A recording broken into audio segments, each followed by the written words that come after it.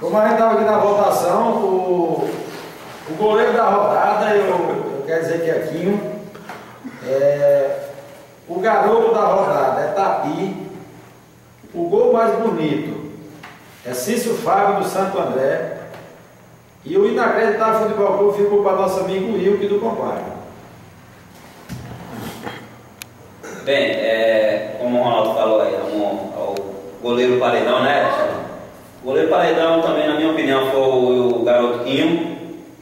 O destaque, com certeza, foi o garoto Tapi, que teve uma bela atuação. O gol da rodada eu vou votar no gol de Joanderson, do Vitória. E o inacreditável, eu fico com o Obina, atacante do Compacto. Bom, na minha opinião, o goleiro paredão foi uma surpresa. E que surpresa! Quinho, que por todos foi criticado, realmente todos criticaram ele. E o jogador de destaque para mim foi Tapi. O gol mais bonito, que eu acho, foi o Joanderson com Vitória. O gol acreditado, nem tanto, mas foi o de Obina.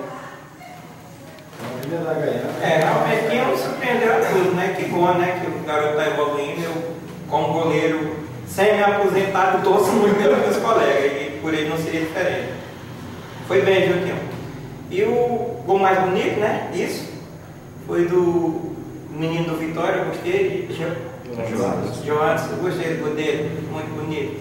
E o garoto da rodada é o Nani, né? Tá aqui, né? É isso? E o inacreditável, Obina, vai melhorar, colega. Espero que sim.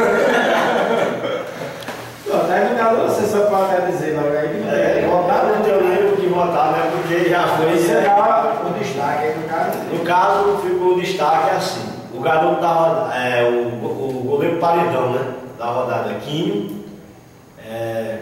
O destaque da rodada, né? O melhor jogador da rodada, com certeza, com 2 gols, Tapi.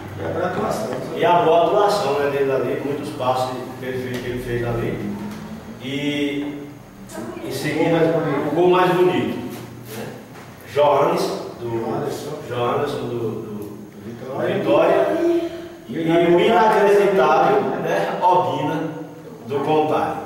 Então é isso aí, a TV Floresta se despede dos nossos telespectadores. E você